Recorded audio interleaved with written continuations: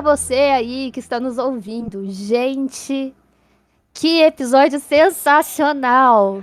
Falei que o negócio ia pegar fogo agora no episódio 5. Gente, o que vocês acharam? Pegou fogo dentro do mar, né? Eu acredito e eu amo Dave Filoni. Sim, Apenas Dave isso. Filoni maravilhoso. E antes de mais nada, por favor, gente, você aí que já tá acompanhando a gente já tem tempo, se você caiu de paraquedas aqui, nos siga nas redes sociais também, multiverso.dageek. Também temos outros podcasts fantásticos, onde você pode conferir nossos pontos de vista. Temos podcasts falando de filmes, outras séries, de jogos, animes e muito mais coisa. Josimar, por favor, alguma Aí palavrinha? temos também o site, né? Estamos com o site novo sendo reformulado. Aos poucos a gente vai acrescentando mais coisas lá. Mais uma coisa você pode acessar, porque todos os podcasts estão lá. Já tem 2 artigos lá também. É multiverso.com.br. Tudo de conteúdo que a gente produz aqui, né? No Multiverso da Geek. Vai ter lá também no nosso site. Então, indo lá, você vai saber tudo que a gente está fazendo. Perfeito.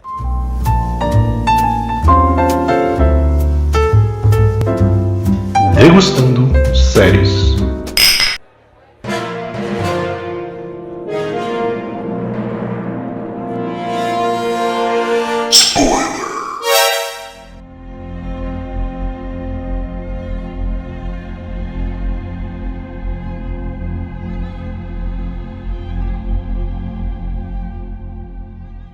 Ó, o começo do episódio, assim como o anterior, ele já começa basicamente da onde a gente parou, né? Mas antes de falar do que realmente importa nesse episódio, a gente vai falar um pouquinho sobre a Hera, né, que tá ali em Citos, acabou de chegar, procurando a Sokka, a Sabine, né? A gente também tem mais pessoas ali ajudando, né, nessa busca. A gente também pode ver o coitado do Ruyan pegando, né, o capacete da Sabine e falando que, tipo, elas prometeram ficar juntas e elas não ficaram. Que é uma coisa que isso foi bem marcado no último episódio. E se tem uma coisa que dá pra gente prestar atenção em muita coisa do que o Filoni tem proposto pra gente até agora, é que todas as respostas estão ali. Bastam a gente enxergar, né? A gente abrir bem os olhos e enxergar o que está acontecendo, né? Durante a série, o que está sendo feito, porque todas as respostas estão ali. E uma coisa muito legal que me deixou assim muito feliz é ver, né, o filho da Hera se mostrando muito filho do pai dele também, né? O Jason ali, ele tá muito mostrando as habilidades que o pai dele, né, carregava como Jedi. Eu achei isso muito fantástico, dele fechar os olhos e mostrar o quanto sensível à força ele é. E só lembrando um pouquinho, você citou o Yu Yang, é interessante a demonstração de tristeza, porque você imagina o trauma que esse androide passou, que ele acompanhou todo o surgimento da Ordem Jedi e viu a Ordem Jedi ser destruída, né? E perder alguns dos seus últimos amigos, com certeza mexeu bastante com ele. E voltando ao Jason, eu acho que a parte mais legal é que ele também serve como um resgate lá das histórias do Legends, que Jason era o nome do filho original do Luke, da Leia com o Han Solo. Isso. E, obviamente, a nova trilogia mudou tudo, mas aí não só o Dave Filoni trouxe de volta o Thrawn, como trouxe de volta também, digamos, essa criança sensitiva da força, mudando o pai, né? O pai agora é o Kanan, a mãe agora é a Hera, mas temos aí essa criança Jedi nesse pós-retorno de Jedi. Como Exato. era E toca antigamente. muito ver de novo, assim, essa questão da sensibilidade da força, da história em si, fora da família Skywalker, né? O Dave Filoni começa de novo a tentar, acho que não só nesse episódio, né, como nos outros também, de reforçar uma ideia que o episódio 8 tentou vender nos cinemas e depois lá veio fatídico aquele episódio, rasgou tudo por terra, assim, né? Então, eu fico muito feliz. Eu acho que o ponto, né, que nem o Carlos comentou ali, de a forma como inicia o episódio, com aquela coisa mais tensa, aquele clima parecido de derrota, né? Óbvio que a gente sabe que não era de derrota, né? Mas era um clima de derrota ali, com a Era chegando lá. Sempre esqueço o nome do planeta, gente. Apaga a tela, aparece a Ahsoka e vai pro mundo entre mundos, sabe? Acho que a abertura do episódio foi muito gigantesca, assim. Já me arrepiei ali já. Ainda fazendo um paralelo, eu comecei a dar um pouco de risada. Não sei, foi meio nervoso, né, de ver o Raiden ali de novo, aquele CGI maravilhoso. Rever, né, de novo, mestre e aprendiz ali juntos. Mas eu já mencionei no último podcast, né, a florestinha de Frozen. E eu ri de novo, daqui a pouco a Sokka vai ser o quinto elemento, né? E isso junta muito numa teoria que eu mencionei anteriormente da Sokka Branca, que eu já tava esperando, eu profetizei isso. Eu acho fantástico, porque assim, eu já tinha essa teoria em mente, já colocando aqui pro pessoal, eu falava assim, eu não vou colocar a teoria aqui, mas eu vou falar da minha teoria. Eu falei assim, eu só vou falar, eu tenho a teoria Sokka Branca. E eu comentei até com o Carlos anteriormente sobre essa minha teoria, mas principalmente pela despedida que a gente tem dela com a Sabine, né? Que ela tá usando um manto branco, tem um cajado, tem a coruja, tem vários elementos dela. Também tem a questão meio, que nem eu falei também no podcast, é uma questão meio Mononoke que ela tem, né? A grande inspiração também do Filoni para desenvolver a Sokka foi Mononoke. E, assim, eu continuei assim, nossa, fico muito o quinto elemento ali, né, vou colocar em aspas, Frozen, porque a Sokka literalmente cresceu ali, ela renasceu ali, né, naquela situação. E eu acho, ainda voltando um pouquinho na situação lá que a gente estava antes de chegar no Mundo Entre Mundos, o Ruian tentando explicar pro Carson Teva, né, que o que é uma habilidade Jedi, porque o Jacen simplesmente fecha os olhos e fica escutando aquilo. E a gente tem um momento muito família também ali, vendo de costas, né, a Hera, o Jacen e o Chopper, né? Os três juntos ali na beira daquele penhasco, enquanto o Jacen sente o que tá acontecendo, né, no Mundo Entre Mundos. Mas eu queria ainda ressaltar o fato de que, tipo, meio que eu vi muita gente falando, né, que tipo assim, a Hera também ouviu, a Hera também sentiu. Eu acredito que pra Hera é uma coisa meio que o vento, sabe? Você não pode ver, mas você pode sentir. E provavelmente a força da água ali que tava em torno deles fez com que ela colocasse uma fé no filho dela, sabe? E é uma coisa que a gente tem muito do próprio Anakin, né? A sua falta de fé é uma coisa que me deixa irritado. Então, quando a gente tem esse contraponto da Hera colocando uma fé ali no filho dela, tipo, eu acredito que você tem, ela já teve contato com outros Jedi, né? Fora o marido dela, a própria Ahsoka.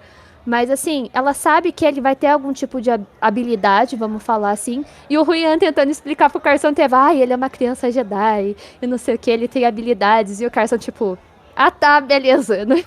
Que rolê difícil de entender. Boa sorte aí. E ele subindo nas naves pra tentar procurar a Sokka e também achar a E voltando Sabine. na Sabine, né, um dos tópicos da série é justamente isso, né? Como as pessoas que não são sensitivas com a força também, digamos, experimentam a força, já que a força existe em tudo, né? Todas as criaturas vivas. Exato. Esse momento da mãe e o filho experimentando juntos a força também é um dos tópicos da série como um todo. Sim, sim, perfeito, Eu acho né? que, ainda falando sobre esse lado da força, né? Eu acho que o quinto episódio, pra mim, né? Eu acho que pra muitas pessoas, não sei se todo mundo vai concordar, e é um dos fatos mais importantes do universo Star Wars. Assim, sem dúvida. Se a gente para analisar filmes, animações, séries live action que a gente teve até agora, esse episódio em si explica o porquê de lá fora né, terem colocado em alguns cinemas. Porque de fato ele é um episódio evento, assim, por essa união de universos de Star Wars, mas também pela importância, né, de estar trazendo ali o Raiden de novo e dando um destaque pro personagem dele anos depois, né? Anos depois da participação dele lá no live action no início dos anos 2000. E tu dá esse holofote de novo pra ele, pra um personagem tão importante que as pessoas entendam que antes do Darth Vader, que é talvez a figura mais famosa do universo Star Wars, por trás desse Darth Vader existia um Anakin Skywalker. E esse Anakin Skywalker também já foi um mestre um dia.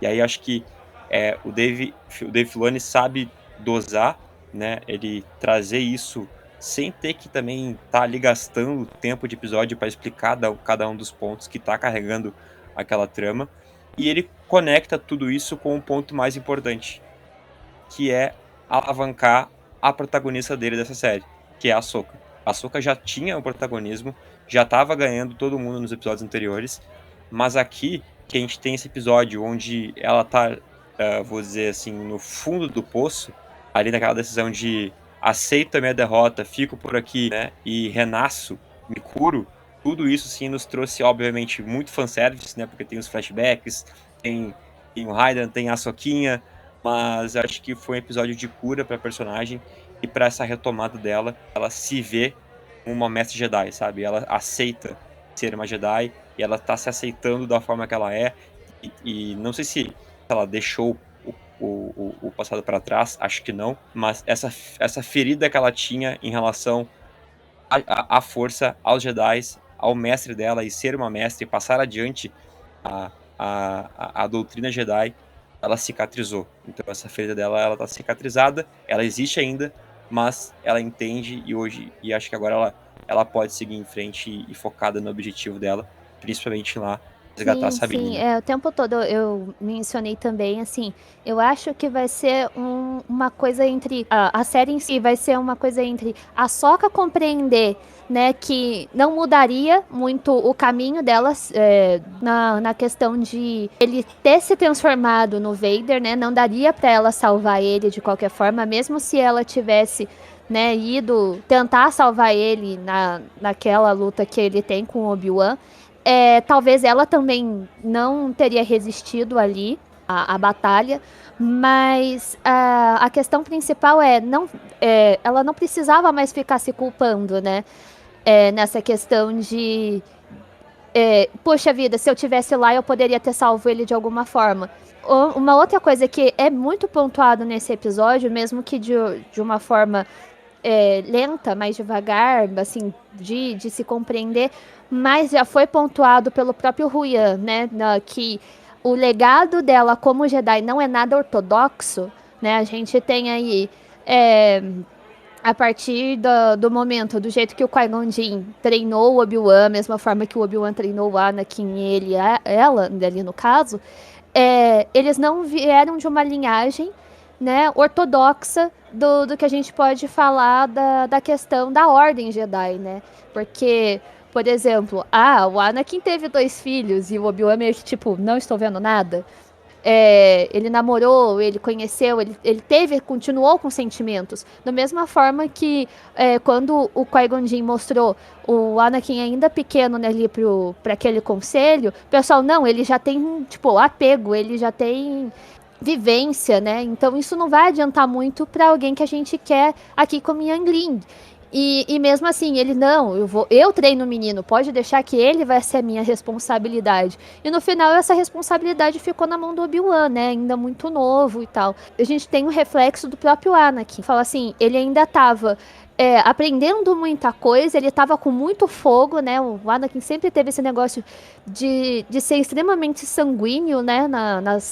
Na forma dele de viver as coisas. Que quando a gente fala dele como mestre, a primeira coisa que ele e a Sokka fizeram é não se bicar, sabe? Eles não se davam muito bem um com o outro. Mas logo em seguida, tipo, ele foi mostrando as responsabilidades para ela e ele foi entendendo o posicionamento e as responsabilidades dele como mestre. E também vou falar assim, abre também um ponto de vista novo, de coisas que ele fazia, tanto é que ele chama ela de abusada, né? Ir muito pra cima, ser inconsequente, e que, na verdade, esse negócio de ser inconsequente muitas vezes tem consequências, né? E a gente pode pontuar logo de cara a batalha que eles estão no começo, né? A primeira queda que ele tem ali quando ele rasga o chão. Eu não vou falar que ali é um mundo entre mundos em si, porque a hora que ele passa o sabre, eu acho que aquilo seria o que foi a caverna pro Luke, né? E também aquela quantidade de espelhos, né? O que foi pra Rey também.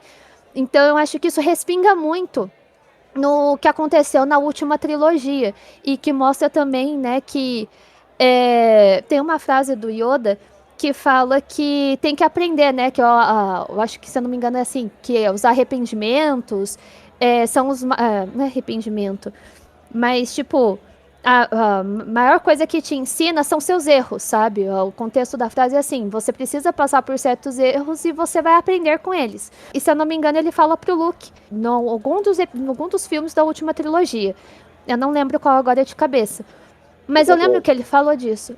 E na batalha de Ryloth, né, que provavelmente é essa a primeira batalha ali que a gente vê o flashback, a gente vê que os troopers estão morrendo e a Ahsoka de novo, naquela apreensão, tipo, eles estão morrendo, isso tecnicamente é minha culpa, porque eu desobedeci uma ordem, e tem muito disso sendo refletido ali. Diana, sabe, porque a nossa pequena Gamora e agora ela é a nossa pequena Só Ahsoka. voltando um pouquinho para conectar os temas, né? Foi citada aí a questão da cura, a questão do próprio Anakin não ser um Jedi ortodoxo.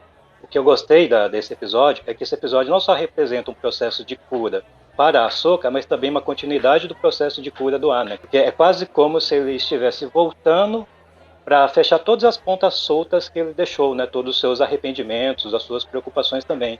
E a Ahsoka, né? O treinamento da Ahsoka abandonado, né? O que ele pode ter ensinado para ela, ou deixou de ensinar, eram, digamos, uma das pontas soltas que ele precisava também curar agora que ele voltou à luz da força, né? Então eu gosto desses dois pontos, né? Não só é um processo de cura da personagem principal, mas também é uma continuação do processo de cura iniciada lá com o Luke, que trouxe o pai de volta para a luz, e agora ele aí usando os seus poderes da força que são provavelmente muito acima dos outros Jedi, tanto que ele aparece até como não fantasminha, né? E nem tá com fantasminha aqui nesse episódio, né? Ele parece com uma entidade ainda diferente, né? Algo a mais do que só um fantasminha. Para fechar essa ponta solta, né? Essa coisa que também doía nele, né? O que ele deixou de ensinamento para a Ahsoka. Parte do processo de terminar o treinamento da personagem principal é que ele cita no episódio, né? Porque nós estamos numa guerra, eu estou treinando você para ser uma guerreira, né? Para ser uma soldado. Sim, Que pra agora, sobreviver. sobretudo agora em live action, você percebe o quão jovem era a Ahsoka, né? O quão criança Sim, ela ela era. tinha 14 anos, né? Uma coisa E assim. exatamente por isso, ele agora quer voltar, aí volta a aparecer na versão adulta da personagem para terminar o seu treinamento. O que é, na minha opinião, terminar esse treinamento? É restabelecer a ideia que o Jedi não é exatamente um soldado, né? O Jedi, ele é um guardião da paz, como o próprio Anakin acaba citando. Então, ele treinou a Ahsoka para sobreviver às guerras, né? Que ela acabou passando, e agora ele termina esse processo de treinamento, trazendo ela para não ser mais uma soldado, né, uma guerreira, alguém mais ligada às lutas de morte, destruição, mas digamos uma Jedi da luz mesmo, né, a Ahsoka branca mesmo, proteger a paz, né? Que essa seria realmente a missão primordial de todo Jedi, e não ser um soldado. Exato. E a Ahsoka, né, com ali a Ahsoka branca, com aquela vestimenta, tudo, lembra muito o Luke Skywalker pós episódio 7, né? E o Luke sai daquela figura também de vestimentas pretas, né? E até agora, quando ele aparece em Mandalorian. Mais que lá nos filmes, né? Da nova trilogia, o Luke ainda estava sendo aquele questionador da força, né? Ele estava ainda muito. Tem até aquela cena dele ele conversando com o Yoda lá, daí o Yoda bota fogo no templo lá. Mas eu acho que, tipo, pelo menos eu senti isso assim também. Parece que quando eles chega nesse nível de entendimento da responsabilidade, dos deveres de um Jedi em ser essa defesa da paz e não da destruição, acho que esse equilíbrio meio que sustenta a pessoa no lado da força, né? E não cair no lado sombrio. Porque eu acho que o Anakin ali naquela fala dele, ela tinha uma certa dualidade.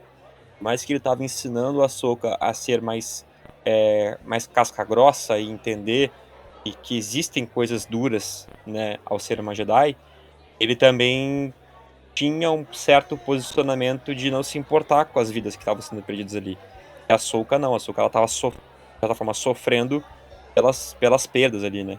E o Anakin, acho que essa era também a discordância até que depois gerou lá a luta entre eles, em que pra mim aquilo ali foi fenomenal, né? Tipo, Anakin, sabre vermelho, olho laranja, Nossa, muito estilo bom. A Vingança do Sith, chutando ela pra de volta do mundo entre mundos e seguinte, agora tu vai ter tua última lição, então. Nossa, aquilo ali foi... Nossa. E a silhueta do Vader aparecendo de vez em quando. Sim, que tava, tipo, aparecia a silhueta e ele cantando, tipo, Isso. You have no conviction. E fora a voz dele, né? Quando. A voz Antes daquela cena do. Depois daquela cena do cerco de Mandalor, né? Que ele empurra e voltam. No caso, a Sokka mais velha, né? Que ele chamou a Sokka até de idosa. Eu fiquei, meu Deus, gente. A voz dele, você pode prestar atenção que fica mais robotizada, fica mais pesada, fica igual realmente do que ele se torna, né, do Vader. Você vê que a fisionomia dele também muda, como se fosse do episódio 3. Então, assim, com uma coisa muito visualmente bonita de se ver, porque é outra coisa que eu mencionei, né? Ele já era o Lord Vader, né? Ele já era Darth Vader muito antes de usar aquela armadura, né?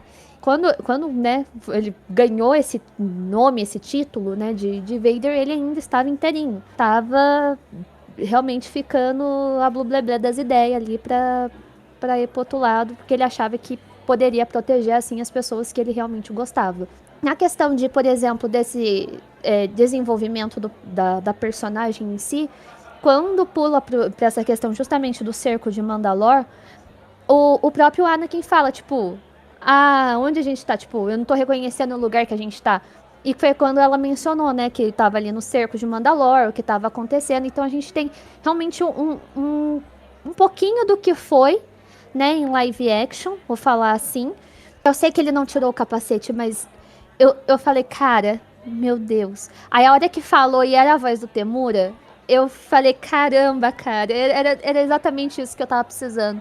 Porque isso passou muito a vibe das animações. Muito. Nada melhor do que o Filoni para pegar essas nuances que realmente estava precisando.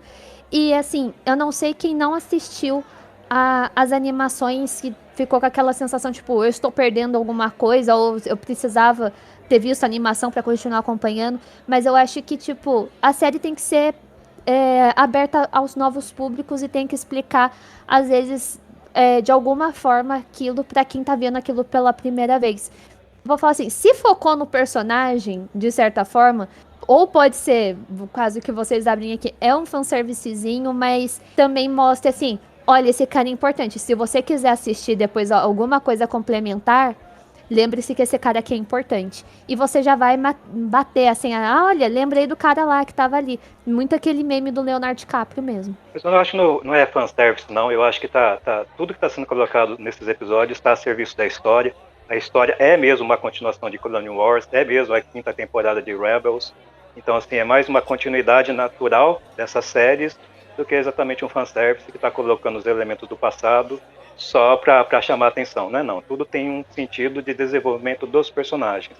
E outros personagens são usados justamente para fazer essa tradução para quem está entrando agora. No caso dessa cena em Mandalore, o próprio Anakin cita, nossa, não reconheço esse lugar. E a Ahsoka precisa, né, contar para ele o que é. A gente citou lá a conversa lá do Huyang com Carson, né?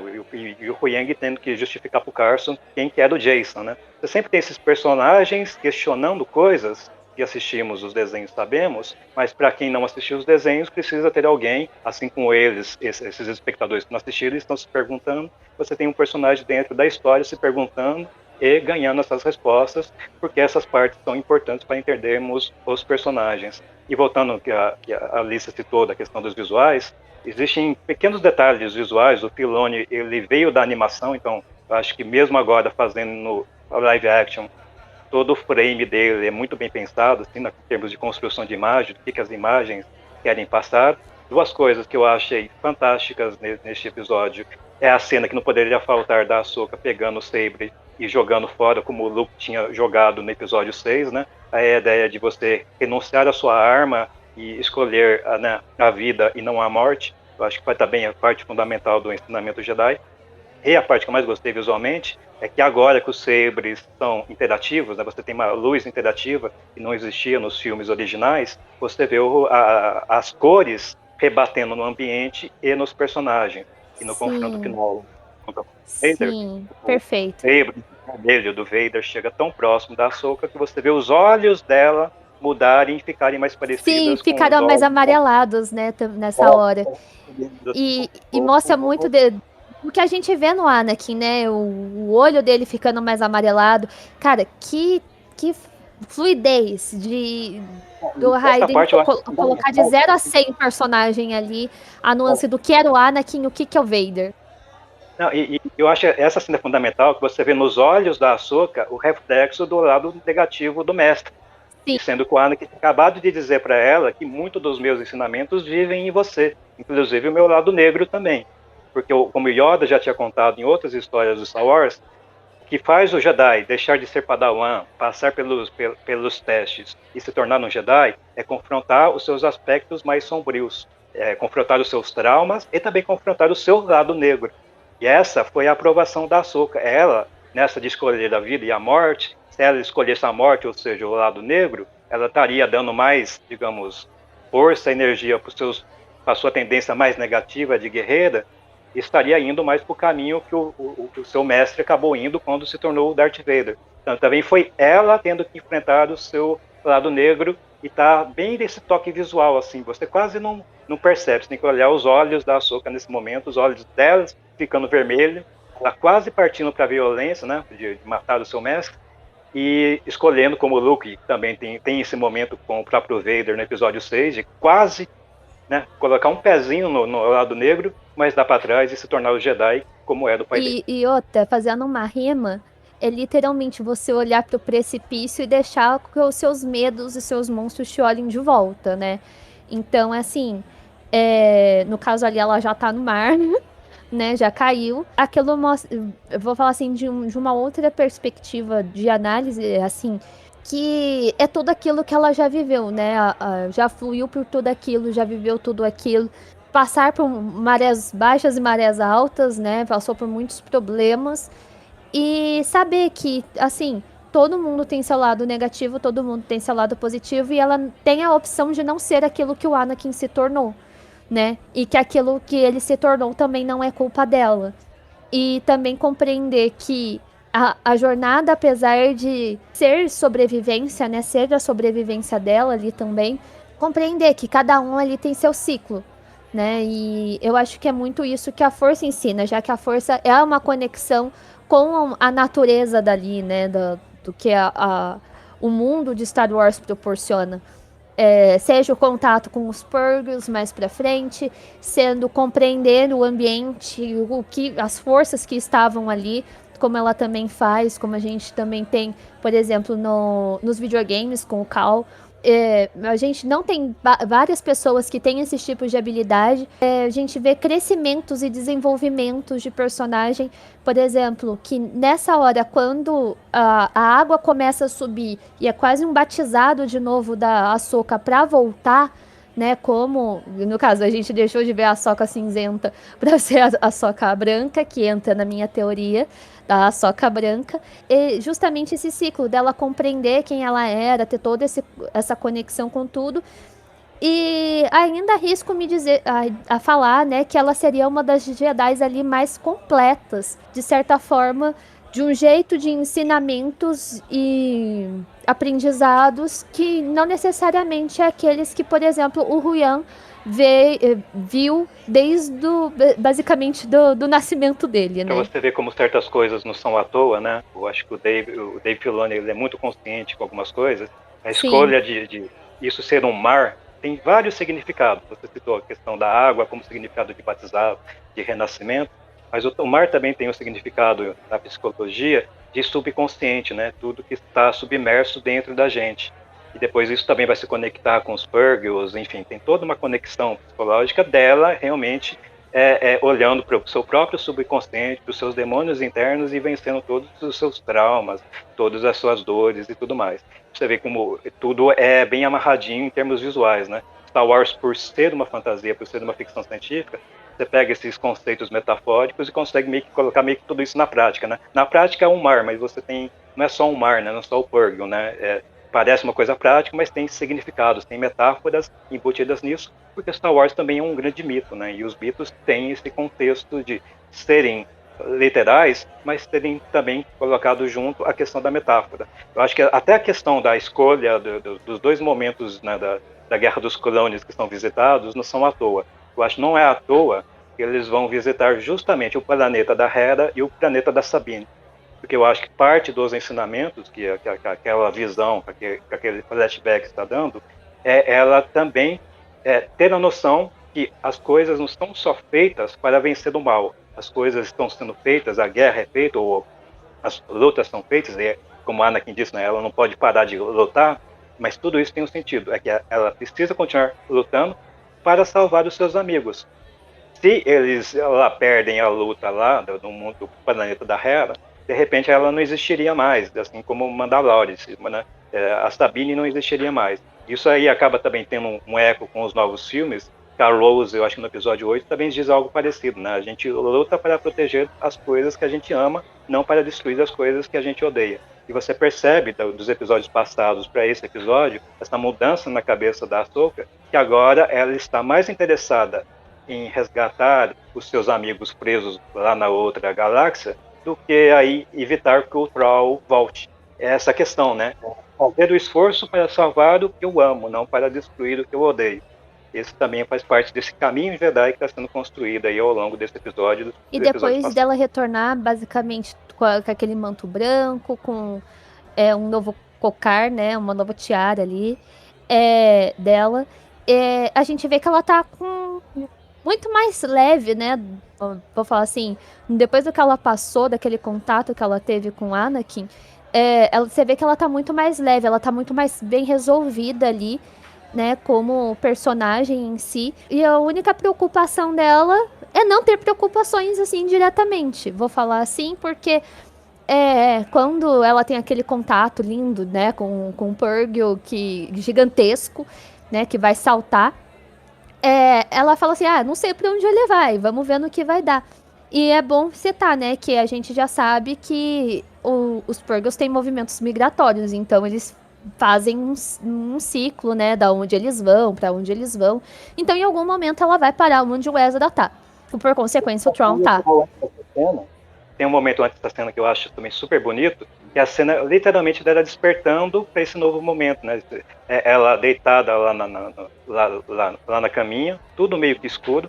Da janela você vê uma luz indo na direção dela, a luz banhando ela despertando e reganhando suas forças. Você vê literalmente esse processo do despertar, né? A luz, ela se tornando esse ser de luz, né? Tem uma cena antes dessa que é literalmente isso. Visualmente é isso. É a luz tocando a Ahsoka lá ainda meio que dormindo, acordando aos pouquinhos, recuperando as forças aos pouquinhos, e daí modificando todas as suas feições e se tornando essa pessoa, digamos, mais relax. E pra não deixar passar, vocês viram que tivemos Mon Mothma, né, nesse episódio, cobrando algum posicionamento, né, da Hera, porque eles foram lá meio que na espreita tentar ajudar, e a gente tem a Mon Mothma ali falando, tipo, vocês têm alguma prova? A gente não tá conseguindo mais enrolar aqui o pessoal, né? A gente... a General Organa também, né? Exato, referências a General Organa. Perfeito. A hora que eu falei, eu... Tava sintonizado já no teu raciocínio aqui, Alice. Porque todo mundo que é fã de Star Wars pegou aquela referenciazinha, só aquele General Organa ali, todo mundo já... Imagina se aparece também, não sei se vocês perceberam, que tem uma parte que a Ahsoka diz, eu não quero lutar com você, e o Anakin responde, eu já ouvi isso antes. Já, sim, é a mesma frase do Luke quando fala pra ele, E mostra como é um eco, né, aquele ambiente que ela tava ali, sendo, vou falar assim, o mundo entre mundos ou não, só sendo a cabeça da Ahsoka de alguma forma ali, é um eco, né, a gente tem ali um eco do que já aconteceu, que é dele falar que já ouviu isso antes de alguma forma, mas é um grande espelhamento aí que eu acho que é uma coisa que a gente tem visto e nas séries mesmo, né? Todas as séries que estão sendo lançadas até agora, a gente teve esse contraste, esse espelhamento de olha, isso já aconteceu, olha, isso daqui vai acontecer de novo, não vamos cometer os mesmos erros, e às vezes acabam cometendo. Ou, eu já escutei isso em algum lugar, e realmente tem alguma referência, alguma coisa, sendo canon mesmo, ou, sei lá, tipo... easter eggzinho aqui do que teve uma vez em Legends. E é muito legal isso, de certa forma. Muito, muito construtivo. Deixa ainda mais rico o que a gente tá vendo. Josimar, algum posicionamento, por favor? Hoje eu tô aqui de Kamen Rider de Cage, cara. Só tô de passagem pra vocês verem. Eu tô de. O cara tá só na presença da força hoje. Por É que a favor, cada dá um ponto de vista. a cada podcast que eu escuto, eu vejo que o universo estendido de Star Wars eu manjo, ó. Aí eu deixo vocês falarem, entendeu? Porque se eu começar aqui, ó, as referências todas, as animações aqui, eu só vi em visual, porque pra mim, eu sou o público que não viu nada. Então eu só vi visual de animação, porque, sabe? Mas mesmo assim a série me pega, mas é porque vocês manjam muito mais de universo estendido do que eu de Star Wars, então. Mas esse que é a parte legal, você falar como alguém que não viu, entendeu? E falar a sua perspectiva. E assim como o Josimar, muitas das pessoas que estão nos ouvindo certamente nem sabem o que A é maioria. nem Exato. sabem o que é Rebels. Não você não pode ser só um fantasma da força, por favor, interaja. Se eu fosse só- E outra, só um ponto de vista pra finalizar. Pra já emendar aí com o Josimar, falando do ponto de vista dele e finalizando o pod. Vocês acham que aquela cena que a gente tem do Grogu com os Purgles é a Ahsoka que tá ali? Aí, tá vendo? Isso eu falei. Acho que é. Eu Tava nessa tour. Eu tava. Eu acho que é. É possível sim que seja, porque eu acho que não é coincidência de várias séries do Star Wars no momento estarem lidando com padawans ou younglings que ficaram traumatizados nas guerras clônicas, né? O Grogu é uma dessas crianças traumatizadas que não terminou o seu treinamento Jedi, a Ahsoka a mesma coisa, o Cal do Jedi Fallen Order, o Kanan em Rebels já era assim. Eu acho que não é à toa, né? Não é coincidência estarmos focando nos padawans da época, que agora adultos ou mais crescidos, no caso do Grogu, estarem lidando com esses traumas do passado. Eu acho que não é à toa. Eu acho que não é à toa que isso está acontecendo. O Dave está aí envolvido com todas essas séries. Então eu acho que ele ter introduzido os Purgles naquela cena, já tendo uma conexão do Grogu com a Ahsoka no Mandalorian, eu acho que também não é à toa não. Aquilo já eram preparativos, já era uma escadinha que a gente estava subindo para aí chegar nessa série atual.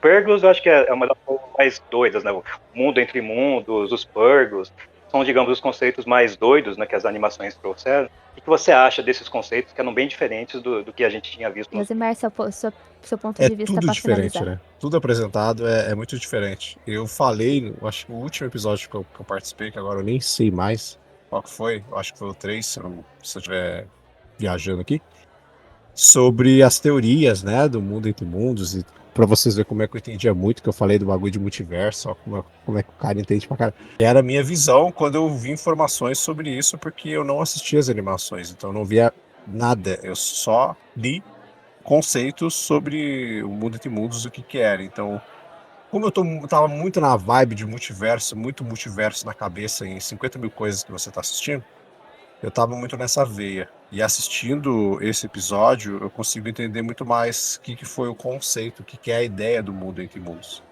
Não é muita questão da razão de você mudar alguma coisa ou não, né? Vamos dizer assim, conceitual, né? Algo mais conceitual, algo mais, vamos dizer, espiritual, talvez. Algo mais interno, né?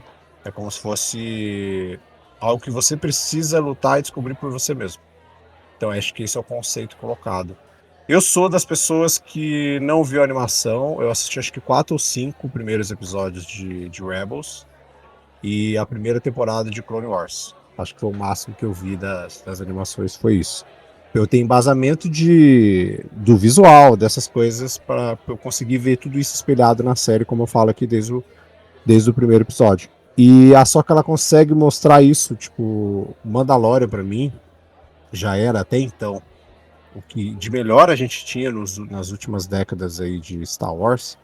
Sim, eu tô meio climando a nova trilogia, mas isso faz parte. Mas Mandalorian, ele era uma união do clássico com trazer um novo público, mas ele também trazia, entre aspas, coisas novas, assim. Coisas que eram de fácil entendimento. A Ahsoka, ela já consegue juntar tudo. Tudo que você tem de universo estendido aí de Star Wars, a Ahsoka tá juntando. Então, mesmo eu que não vi por completo as animações, eu consigo entender, eu consigo aproveitar tudo que está sendo colocado ali em tela e ver tudo, sabe? Eu consigo ver todas as diferenças. Eu já falei aqui, acho que nos 3 primeiros episódios que eu tava aqui, a forma como várias das cenas aqui pra mim emulam muito uma animação. Tipo, tem muito um visual, tem uns frames ali que me lembram o visual de uma animação de Star Wars, do pouco que eu consegui ver. Sabe, tipo, de visual assim mesmo. Então eu acho que isso é incrível, assim. Acho que isso é fantástico, a forma como eles estão fazendo. E também de replicar cenas em live action, né? E mostrar que Star Wars não é e nunca foi só Skywalker. Que eu acho que é o maior erro de todo mundo que consome Star Wars é querer ficar preso somente à era Skywalker. Existe sabe, uma vastidão de coisas que a gente ainda pode conhecer de Star Wars, que mesmo as pessoas, entre aspas, já começarem a enjoar da quantidade de séries que tem e que vai ter, eu acho que é a série da Soca Massa pra você. A gente tem um mundo gigante aqui dentro. Daqui pra frente, a gente pode explorar tanta coisa que você não tem noção do que esse universo pode te dar. Sim, perfeito, perfeito.